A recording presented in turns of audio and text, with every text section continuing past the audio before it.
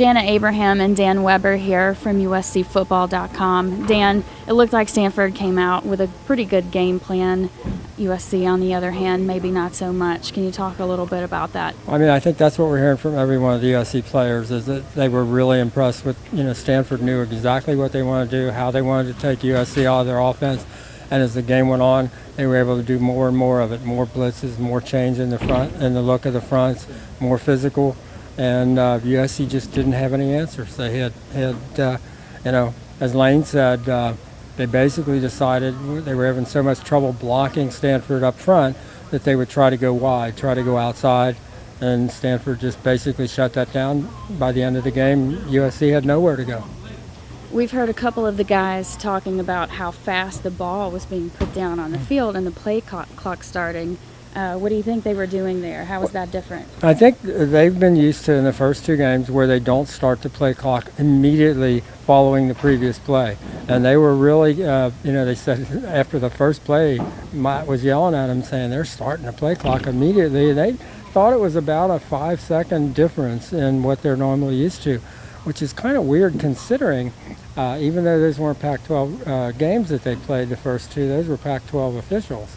So now you get into the first real Pac-12 game of the year with two Pac-12 teams, and they felt like they were starting the play clock sooner, which gave USC less time to make the calls.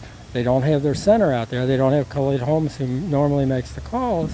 So probably starting the play clock sooner made it a little tougher for USC. And you could see towards the end of the game that USC's defense was getting worn down. What do you think happened towards the end of the game? Well, I think USC decided they weren't probably going to rotate quite as much in this game because they weren't playing a team that, like a wide open spread style where they were all over the field and that they thought they could probably play the starters a little bit more. And what you hope then is you don't get into a game in the fourth quarter where it's kind of a ball possession where Stanford can hold on to the ball and have those longer drives. That didn't work out. It was a little bit like last year. That didn't happen to USC until they got into the overtime when they started kind of really running out of gas.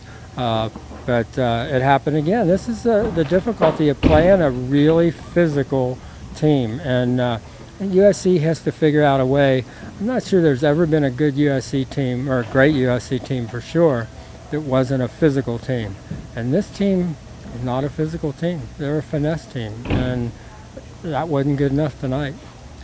So this is an expected question, but I think everyone has to ask this. Where do they go from here? I'm not sure. I mean, I know they've told them, and the players seem to really think that, short-term memory, put it behind us, let it be, cry about it tonight and tomorrow, get back to work on Monday. Whether that's enough, when you think about Matt Barkley and T.J. McDonald, they both could be in the NFL right now, came back for unfinished business.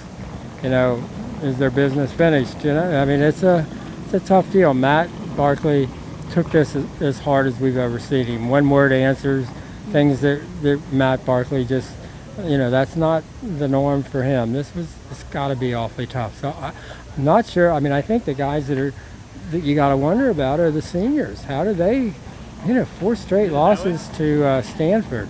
When you think about that, it's got to be very difficult. I mean, the one thing was the last 2 years, this was difficult because both of those games you could almost think USC deserved to win both of them.